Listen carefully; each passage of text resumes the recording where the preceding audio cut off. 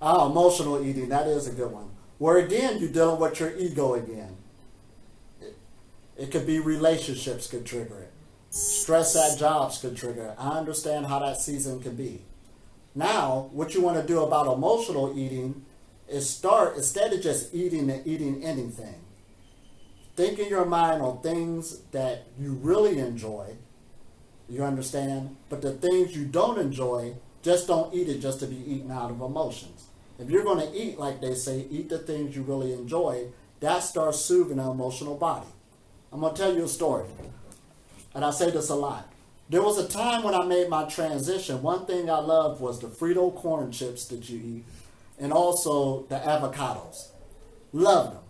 Now, instead of fighting against that, that's still in me that I love them. So what's going to happen is, as soon as I see them on sale or anything else, that's going to trigger me wanting to go get them. I got to go get it. You're feeling bad about yourself. You shouldn't feel like that. If I know I love those particular foods, I'm going to enjoy myself with them. And I did. So everything else, the spiritual walk was doing real good, but I enjoyed those things that I really enjoyed.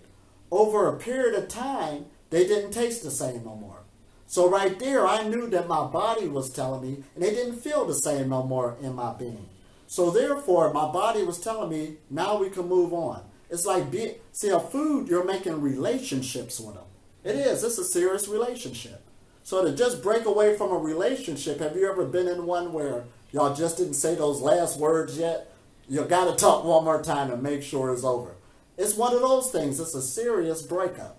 So when you're breaking up from that, that's why you're not trying to snatch yourself away. You're easing yourself up out of that, making sure everything, every base is covered. So again, your body is so intelligent, it does have a body intelligence. But in the meantime, make sure you keep staying on the energy cycle of meditation. Meditation is a good foundation because by us having an electrical body, living in an electrical universe, as we've seen today, just relaxing, you can feel the energy flow coming up and down the body. So even during the retreats, we're going to focus a lot on Qigong so you can understand this. And this energy is everywhere. I'm here in Israel, it's high. When I was in Egypt, it was high. When I was in the Canary Islands, going through Europe, when I was in America, it's everywhere. You're living in a magnetic field of the sun. So it's time for us to wake up to see what we got as our tools and our equipment and what we're living in. This is a great age we're in, and guess what? This is free energy.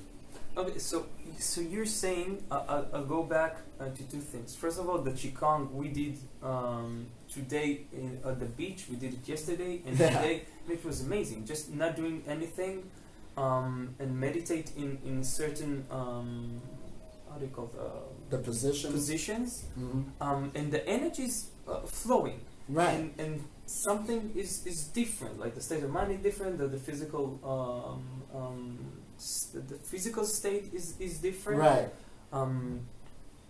So that's amazing, and you recommend if someone is having like emotional drive to eat, right, to meditate at this moment. Not so much at that moment. Keep that in your lifestyle every day. Okay, so you're not saying like something. You're saying the more you do meditate, Qigong, and energy work, mm-hmm, you have less emotional eating. Exactly. And when you have emotional eating, eat what you love. Right. Okay, that's nice. This is user friendly. Don't fight it. You this have isn't a emotional fight. eating. Eat consciously, right, what you love. But make sure you keep that meditation in your life. And like I said, what makes this age different than everything else, yes, meditation been around a long time. Qigongs, Tai Chi, yogas. But now we know you could go without eating. Before this hasn't been on the scene. Now it's here. You have a goal while you're doing it. People talk about it on the Bible, and that Jesus didn't eat and Moses right. didn't eat. Oh, but they're not me. Right. Yeah, they're over here. I can't touch it. But they're telling you to take up your own cross, in other words. In other words, this is the temple. Yeah. And Jesus by himself said, like, you are me, I'm like you. Exactly, no difference. Yeah. So this time, there are people that saying, I'm not eating and it's okay. Exactly. And what you're saying, you told it to me before, vegetarian is not not eating. That's not the issue. That's not the Not issue. issue, and for sure not fasting. Right. It's a way of life to know your energy and the universe law and how to move energy inside of you. That's And work your energy to the highest potential. Every day, work your energy to its highest potential, because that feeds and brings more light to the body. Not eating is a byproduct of you living that way. amazing. And that's talking about also the emotional eating. When you live your life as a vegetarian and meditate and do energy work, you won't want to eat. Exactly. It all goes hand in hand, because the physical body, emotional body, and mental body is basically all one body.